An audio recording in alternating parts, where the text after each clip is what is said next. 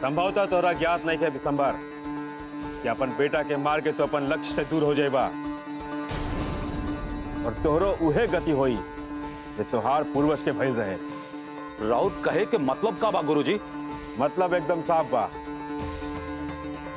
है आवा बताओ बानी। तो बोल रहल बड़ा विशंबर, जवन बच्चा के तो अपन आँख के खिरकिरी समझ रहल बड़ा उहे नागमणि लाई और उहे अपन पूर्वज के आत्मा के तृप्ति दी। ई का कह रहल बानी गुरुदेव? सत्य कह रहल बानी। यदि नागमणि कोई पा सकत बा तो केवल तोहार बेटा आनंद, काहे कि तोहार बेटा आनंद कोई साधारण बालक नहीं थे, उप देवता बा। उप देवता। उप देवता?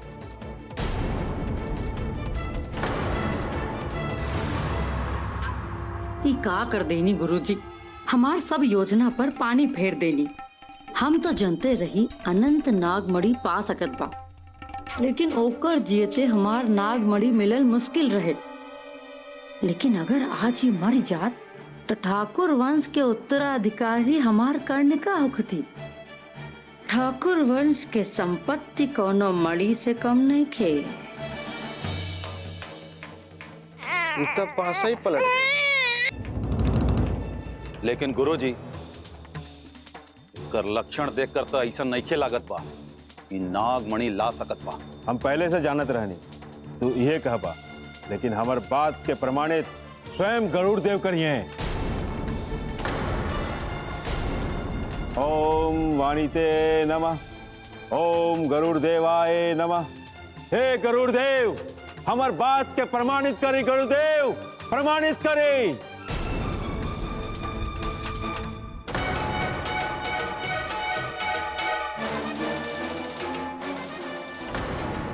ई सत्य बा विशंभर, ई बालक असाधारण बा।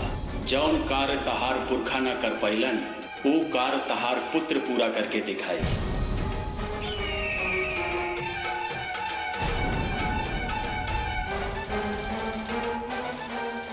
अब हमार बात पर विश्वास भइल विशंभर? हाँ गुरुजी।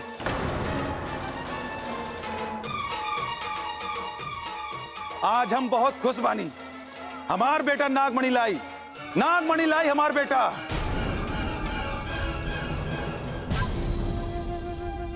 अब ई बात की कोनो शंका नहीं थे कि अनंत ही नागमणि लई हैं, लेकिन अनंत अब उहे करही जोन हम चाहब।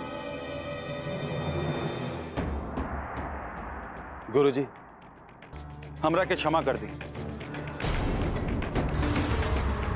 हम राउर बात पर शंका कहीं नहीं। क्षमा मांगे कोनो आवश्यकता नहीं है विशंबर, बस अपन बेटा के प्रेम से देखभाल करा। हरि मंदिर में सलौला से आए वाला 10 साल तक तुम्हारे बच्चा पर कोनो संकट ना आई।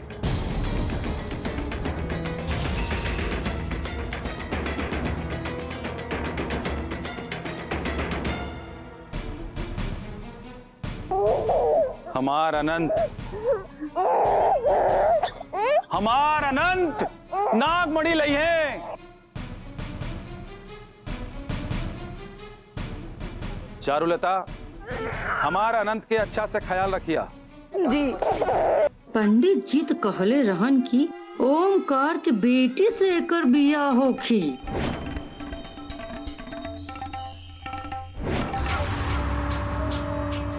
यदि ऐसन भइल तो नागमणि पर ओकर अधिकार हो जाई और हम ऐसन कबहू होखे न देव, कबहू ना। ओम नमः शिवाय।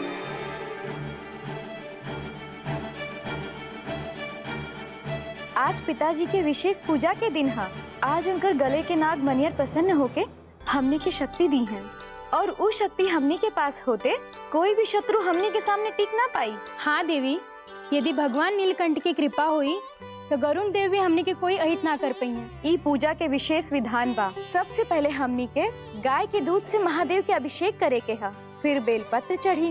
ई पूजा से यदि महादेव प्रसन्न हो जाई हैं ता एगो दिव्य ज्योति शिवलिंग के स्पर्श करी। दिव्य ज्योति के दर्शन होते हमनी के आरती शुरू करे के होई, परंतु ई पूजा के बीच में नइखे छोड़ल जा सकत। ऐसन कैला पर पूजा पे विपरीत प्रभाव पड़ी। किंतु देवी पूजा के बीच में छोड़ के क्यों काहे जाए? चलिए हमने के पूजा आरंभ करें। ओम नमः शिवाय। ओम नमः शिवाय। ओम नमः शिवाय। ओम नमः शिवाय। हमरा के लागत रहे कि हमरा बेटी के महादेव के आशीर्वाद ना मिली, लेकिन मिल गई और एकरा पर उनका कृपा भी भइल। ये बेटी तोहार साधारण कन्या ना है ओंकार, ये तोहार संसार में खूब नाम रोशन करेंगे। देखला ना कैसे ठाकुर के बेटा के हाथ पकड़ ले रही। हम तो धन्य हो गए नहीं ओंकार, धन्य हो गए नहीं।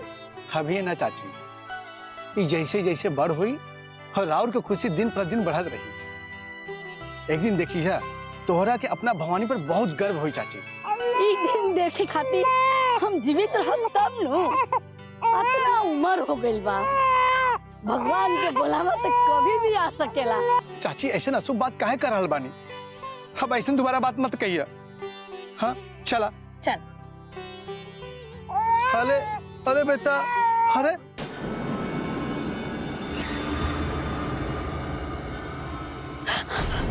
अरे हमरा के डरा देनी, करने का कहाँ बानी? फुलझारों के हाथ से घर भिजवा देना।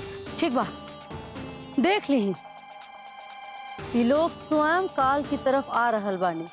जब गीदड़ के मौत आवेला तो उ गांव की तरफ बढ़ेला।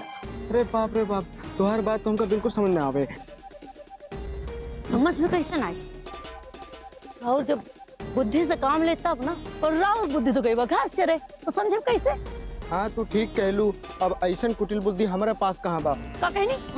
कुछ ना हम तो कहता नहीं कि तू बहुते बुद्धिमान बाड़ू। वैसे तुम्हारा दिमाग में क्या चल रहा बा? ये है कि आज ये बच्ची के मरे के पड़ी। जे अभी से उ नागमणि पावे वाला बच्चा के हाथ पकड़े लागल बिया, ओकरा से भविष्य में संकट बढ़ सकता। लेकिन ये बच्ची तो छोड़ बिया, एकरा से का खतरा? अरे हमार भोले भंडारी, जौ के साथ घुन भी पिसा जाला। आयल बात समझ में? हाँ, समझ गई नहीं लेकिन तू मरबो कैसे? रहुआ बस देखत रही। चली। ओम नमः शिवाय। ओम नमः शिवाय। ओम नमः शिवाय। भोलेनाथ के दर्शन हो गए और बिटिया के ऊपर भी आशीर्वाद मिल गई। सब काम निपट गए। हाँ चाची, दर्शन करके कैसे बड़ी गली नींद आ गई। अरे अरे चाची संभाल के, तोरा को कुछ भइल तो ना?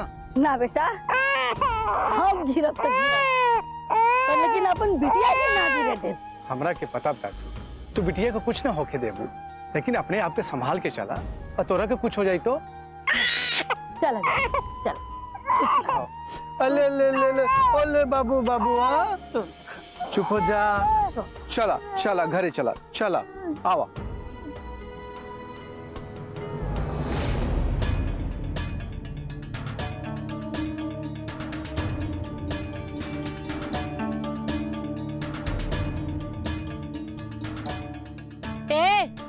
रुकी, लबर आगे आगे का चलत बानी? रहुआ से कुछ होखे वाला तो बाना। रहुआ पीछे चली। पीछे चली ठीक बा, लेकिन तोहरा से का हुई यो तो नहीं के समझ में आवत ना का? ठीक बा समझ में आ गई। तू कुछ तो बड़ा करे वाला बाड़ू। दुर्गा जी आगे आगे चली, हम पीछे पीछे चली। ठीक बा।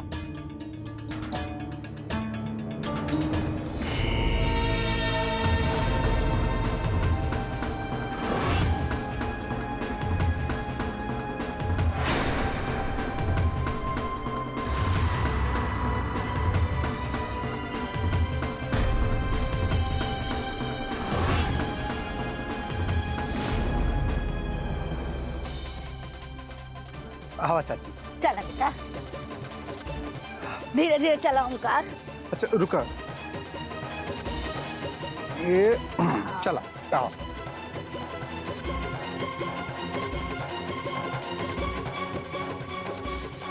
ओमकार हाँ चाची। तनी रुका। का चाची हगेलू का ना थाकल नहीं, हम ले नहीं। ना ना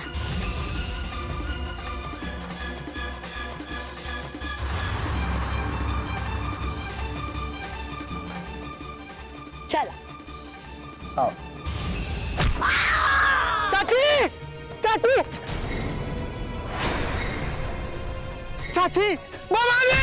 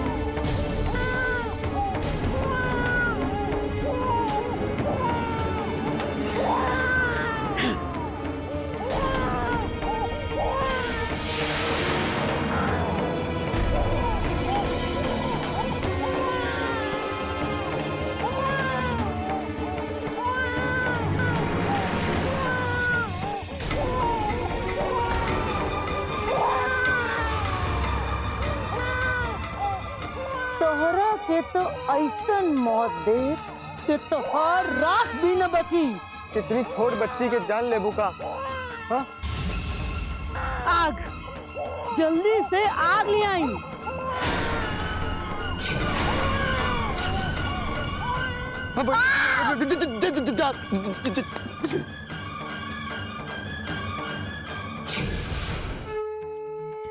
ओम नमः शिवाय, ओम नमः शिवाय, नमः शिवाय।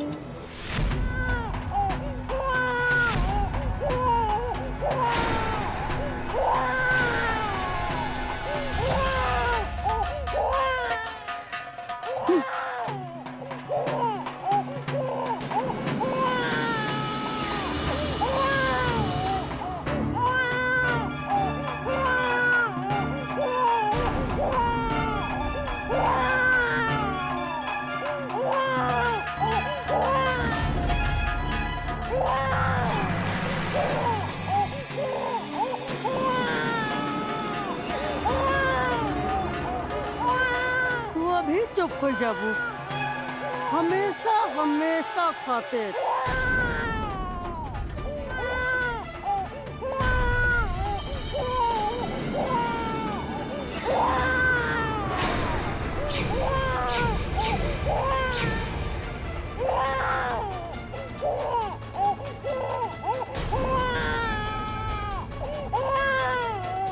तोहरा के चुप करावे खातिर दूध के बदले आग दे।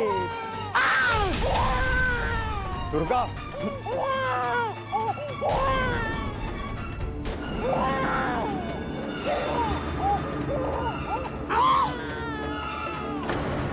दुर्गा आरती के समय हो गई देवी मनसा।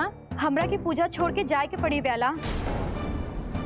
ना मनसा, पूजा के विधान भंग कैल अशुभ होखी, संकट गंभीर हो जाए पुत्री।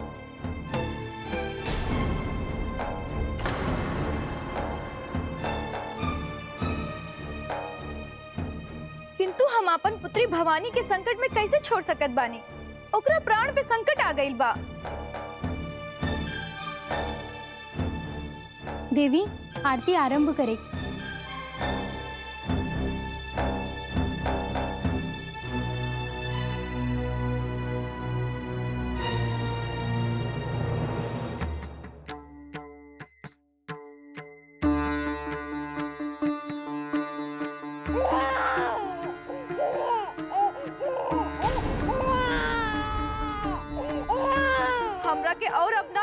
पिताजी, हम अपना बच्ची के मरद नहीं देख सकत। आज रहुआ अपन विधान बदले के पड़ी।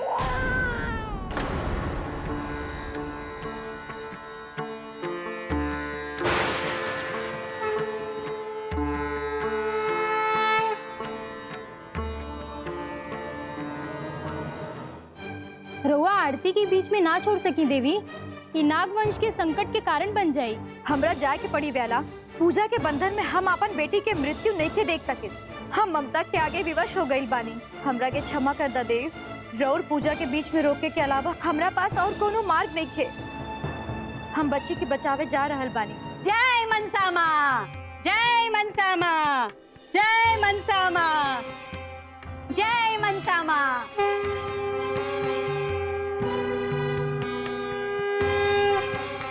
जय मनसा माँ, जय मनसा माँ, जय मनसा माँ।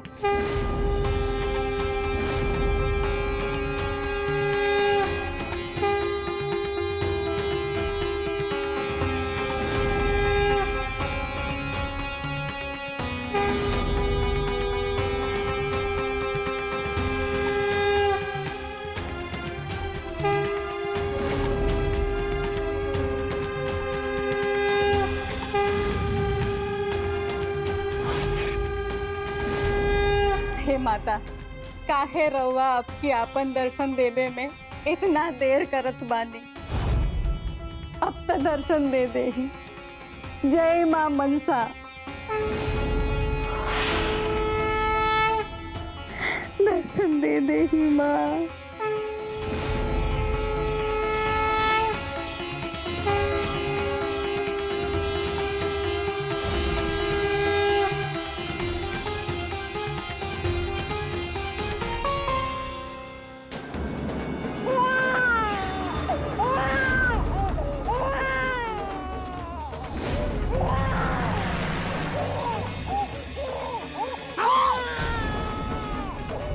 दुर्गा, समझ गई नहीं माता, राहुल संकेत समझ गई नहीं। रुक जा, मनसा माँ के आदेश भइल बा। इनकर केहू भक्त संकट में बा। चलो चलो।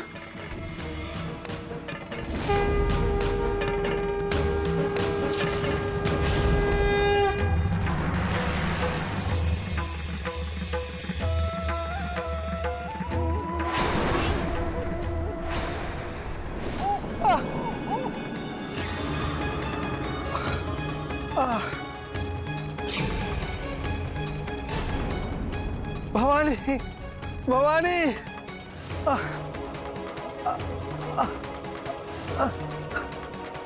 चाची, चाची, चाची।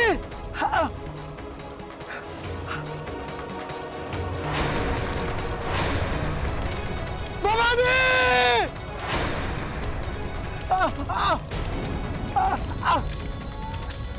भवानी, हम दोनों के बचा ले बेटे।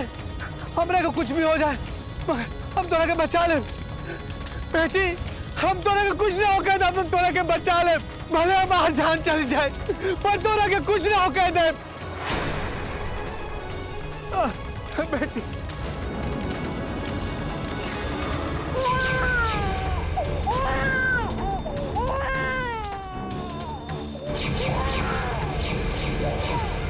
ये का कर रहल बड़ा? आग में जान देवे जा रहल बड़ा? हमार जान तो पहले ही आग में फसल बारी। तू चिंता मत करा, हमनी के नाग माता भेजले बाड़ी। हमनी के तोहर बच्ची के बचा ले जा। कुछ करा, जल्दी कुछ करा। पानी, पानी। हमरे बिटिया के बचा ले मनसा माता, हमरे बिटिया के बचा ला। आरती शुरू करेगे। हमार बेटी के बचावे खातिर हमार भक्त पहुंच गई बाड़ी।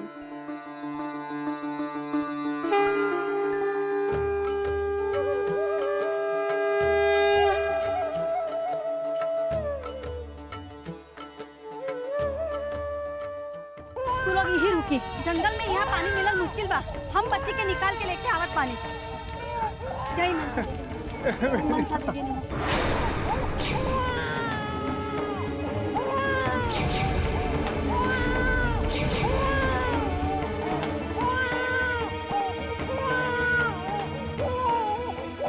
ओम मनसा देवी नमः। जय नाग माता। रुको रुका।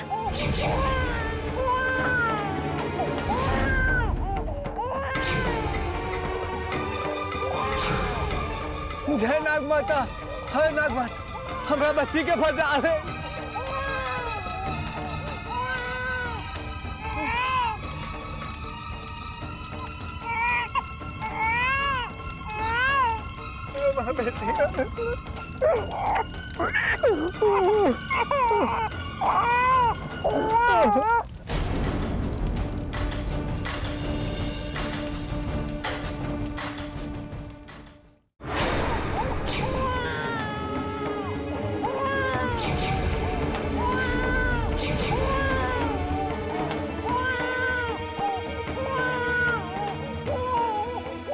ओम मनसा देवी नमः। जय नाग माता।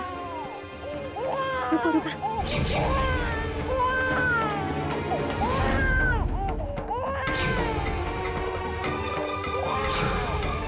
जय नाग माता, हर नाग माता, हमरा बच्ची के बचा ले।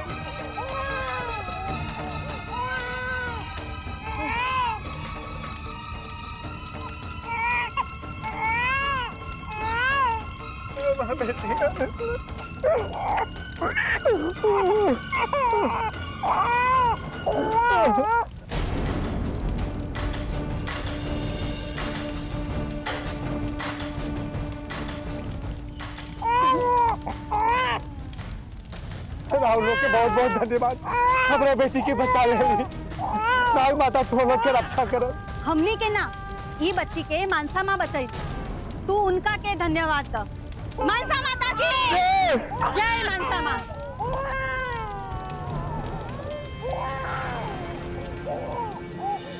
चाची, हे चाची, चाची उठा, चाची, हे देखा भवानी रोवत बानी। चाची, हे चाची, चाची। हमरा तोहार माई खातिर दुख बा।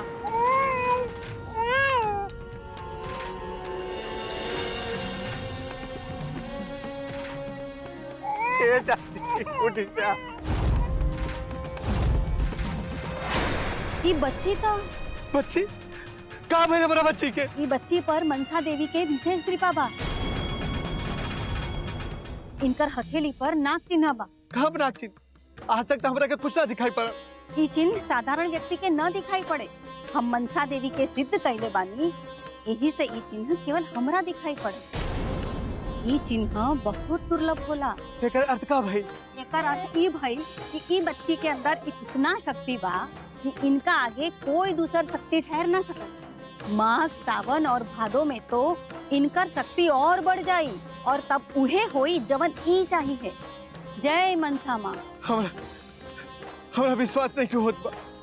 इतना छोटी बच्ची के इतना अधिक शक्ति कहाँ से आ जाई? बताई नहीं ना हम कि इनका पर मनसा माता की विशेष कृपा बा। और हाँ, ई बात का ध्यान रखी हो, बच्ची के हाथ में ऐसन चिन्ह बा कि केहू को पता न चले, ना तो इनका जान संकट में पड़ सकत बा। हम क्यों न बताई, भले हमार जान चली जाई। तोरा में इतना शक्ति रहे, तू चाची के काहे ना बचौल? काहे ना बचौल बिटिया? काहे ना बचौल?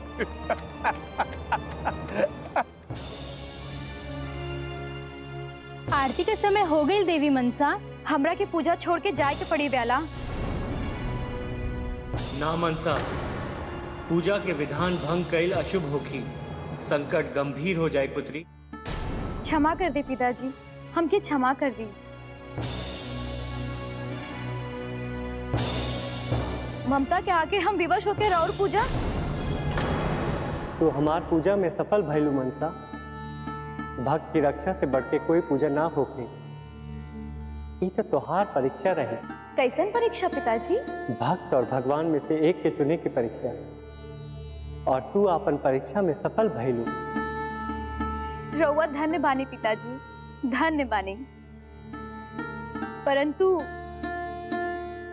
निसंकोच कहा पुत्री। पिताजी, हम गौरी के ना बचा पाईनी, हमार भक्त भी उनकरा के ना बचा पाईनी।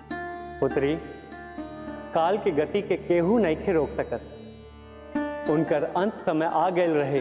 पिताजी यदि ऐसा रहे तो रउआ हमके बताई नहीं काहे ना। यदि तोहरा ई बात पता चलित तो यमराज के कार्य बाधित होके, यही खातिर हम तोहरा के विशेष पूजा की प्रेरणा देनी।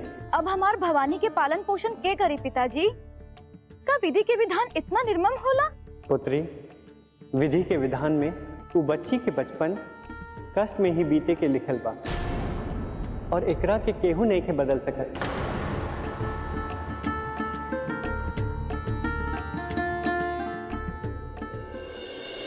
ओम बैताल यक्ष यक्ष स्वाहा। ओम बैताल यक्ष यक्ष स्वाहा। प्रकट हो, प्रकट हो बैताल, प्रकट हो। ओम बैताल यक्ष यक्ष छंग छिंग छुंग छंग छ स्वाहा।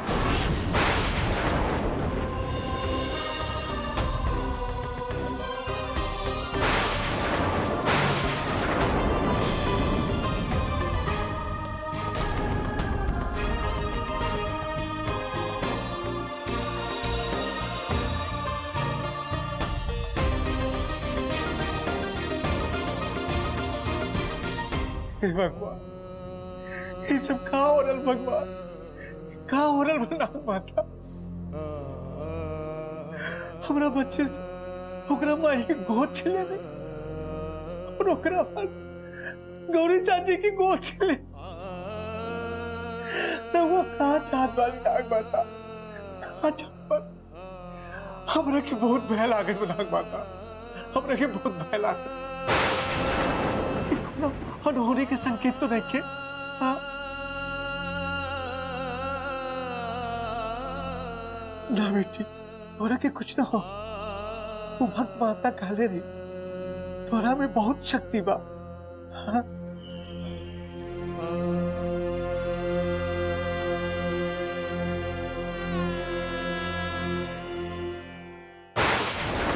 ओम बैताल यक्ष यक्ष स्वाहा।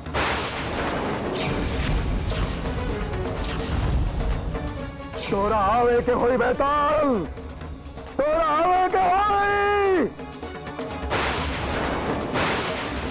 हम अपन रक्त के आहुति दे रहल बानी।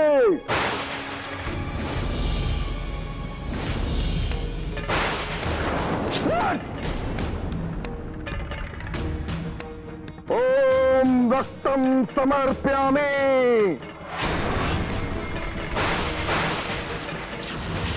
ओम रक्तम समर्पयामि। प्रकट हो बैताल, प्रकट हो।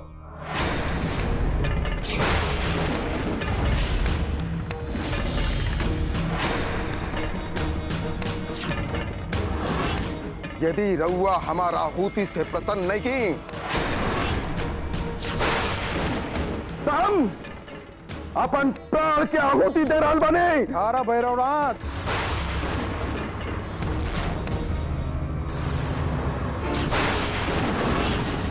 तोहार तंत्र साधना से हम प्रसन्न भइनी।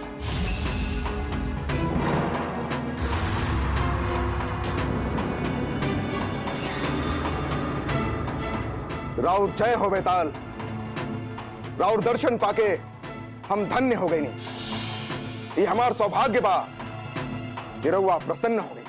अपन प्राण तक के आहुति दे दे बड़ा। अब तू हमार सिद्धि पा सकेला। हम तोहरा के इच्छा कमन शक्ति के वरदान दे रहल बानी। तू जहाँ जाए के इच्छा करबा वहाँ मन के गति से पहुँच सकत बाड़ा और तू कोई के भी शरीर में प्रवेश कर सकेला। एकरा से अधिक जब भी तू हमारा स्मरण करबा हम तोहार सहायता खातिर पहुँच जाई।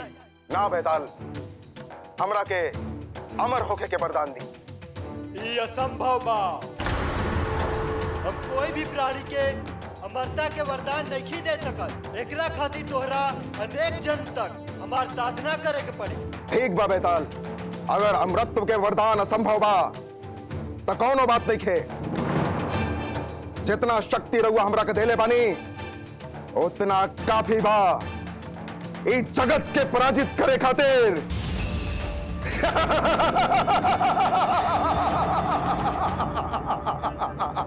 धीरज रखा भैरवनाथ और सुना, हमार शक्ति श्रावण मास शुक्ल पक्ष द्वितीय तिथि के रेवती नक्षत्र में जन्मल कन्या पर काम ना करी। ऐसा महान घड़ी में कौन कन्या जन्म ले लिया? के बाऊ, के बाऊ, के बाऊ।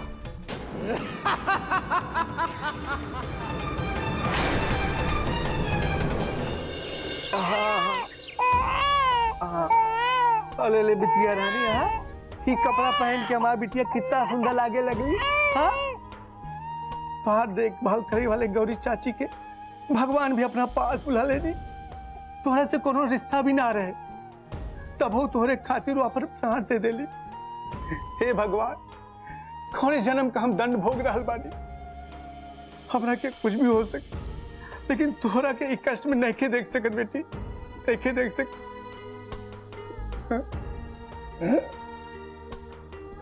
चला हम तोरा के बारे घुमा के लाओ बानी। चलिए चल चल चल। ना ना ना ना।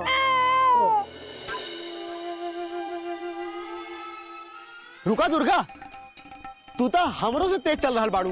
तो रहुआ का लागत बा, हम रहुआ से धीरे चलनी। अरे ना ना ना, हमरा ऐसा काहे लागी है? तू तो बिल्ली जैसन सुर से चलेलू। रहुआ हमरा के बिल्ली कहानी। हाँ ना ना ना ना ना ना, तू तेज चल रहा बाड़ू यही से। हम तेज चलनी, बाकी शेरनी जैसे बुझाई। और अब जल्दी चली, हमने के ओमकार के घर चले के बाद। पर बा का ओमकार के घर में वो सब लोग तो मर गए हुए ना। यह तो देखे के बा कि ऊ सब जीवित बचल बाड़े कि ऊ सब का राम नाम सत्य हो गई। मारे के बाद भी तोरा चैन नहीं खे। बाबा हाँ, हम कहा तानी कि तू साहसी नारी बाड़ू। हाँ बाकी शेरनी जैसन लेबर लेबर लेबर लेबर। चली जल्दी चली। हाँ नहीं तो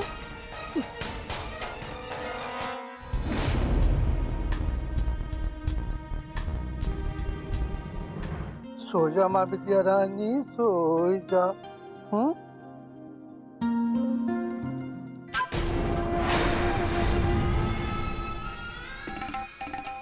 ये कैसे हो गई? अभी तक ये मरल ना, जीवित कैसे बच गई? कैसे? भगवान ना चाहत हो कि यह खातिर ये लोग बच गई लन। ये लोग के तो मरे के पड़ी कि बच्ची के हम जीवित नहीं के छोड़ सकत।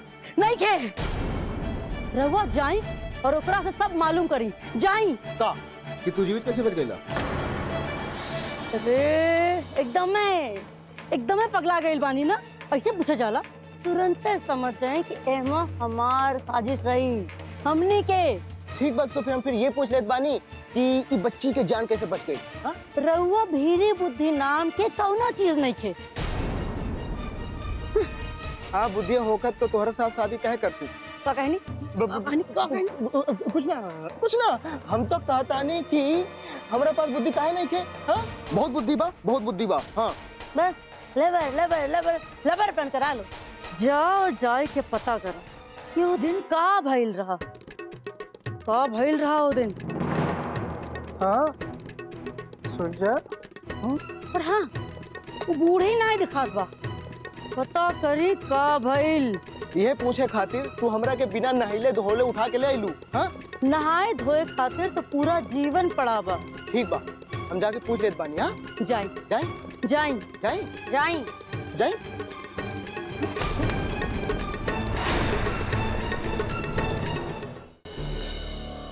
ओंकार,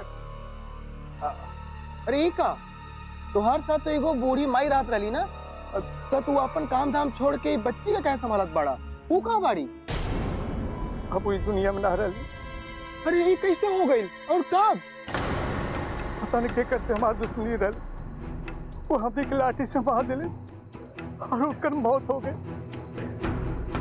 कि भगवान की कृपा से हमारी बच्ची बच गई और गौरी चाची। ये अनर्थ कैसे हो गई? हाँ?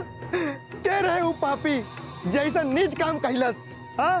ओकरा के सर फूट जाए, ओकरा के हाथ पैर सब टूट जाए, पूरा शरीर उसका अपाहिज हो जाए, ओकरा के इतना बड़ बड़ कीड़ा पड़े।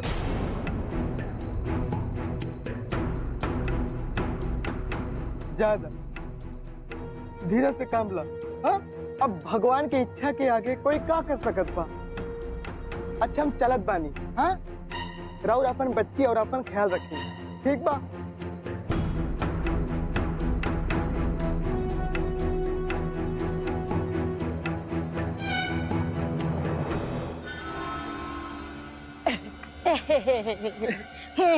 का कहत रहने हम नीच काम कैले बानी, हाथ टूट जाए, पैर टूट जाए, सर फूट जाए, इतना बड़ बड़ कीड़ा पड़ी, इतना बड़ बड़ कीड़ा पड़ी। राम राम राम राम, तोरा के माँ ऐसा कहे था। हाँ? वो बेचारा रोवत रहे तो यही खातिर ओकरा की सांत्वना दे देनी। रोला से उस सब का जीवन न बची, हमनी नागमणि पावे के बाद तू सब के तो मरे के पड़ी। हाँ? ओमकार की बेटी के हमार चंगुल से कोई शक्ति नहीं के बचा सकत, नहीं के बचा सकत।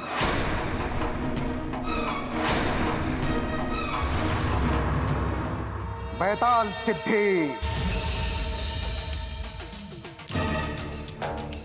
बैताल के साथ ले ले बानी हम। अब हम अपना मन के गति से कहीं भी आ जा सकतानी, केहू के भी शरीर में प्रवेश कर सकत बानी और नागमणि के भेद पा सकत बानी।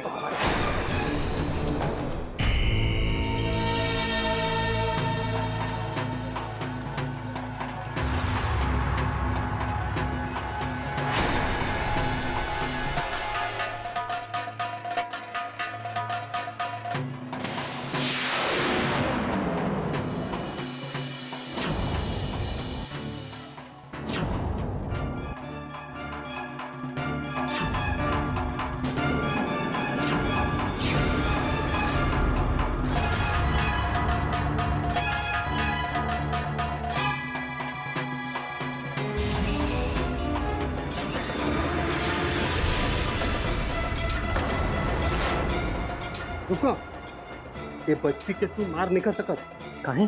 दुर्गावती जी हमन के एकरे मारे खातिर तो भेजले रही, लेकिन तारा याद नहीं के का कहले रही?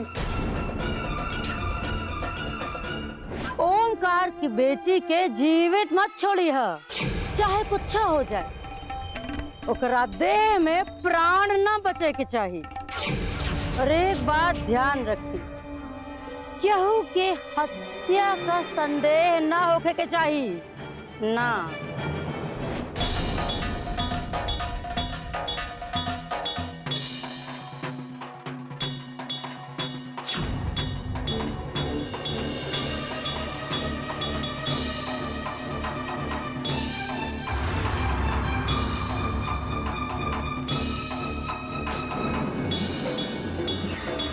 हाँ, ये ठीक बा, केहू के संको ना होई, ये गिर के मर जाई।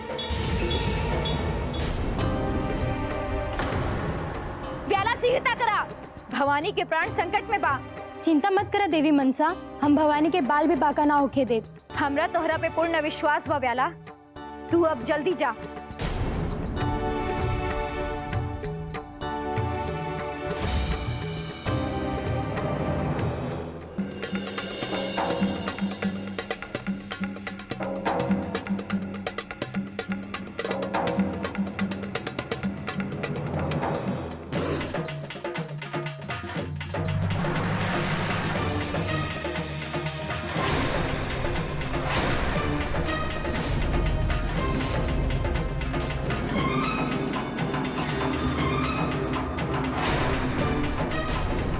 रुको, लगता है बच्ची के पाप आ रहा था।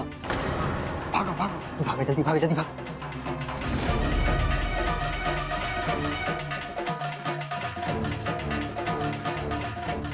हले बिटिया रानी, अले ले ले ले, हाँ? बिटिया रानी के भूख लाग होगी। हाँ? हम तोरा खातिर दूध लेके आवत बानी। जब तक ओकर बाप दूध लेके आई तब तक तय कर काम तमाम हो जाए।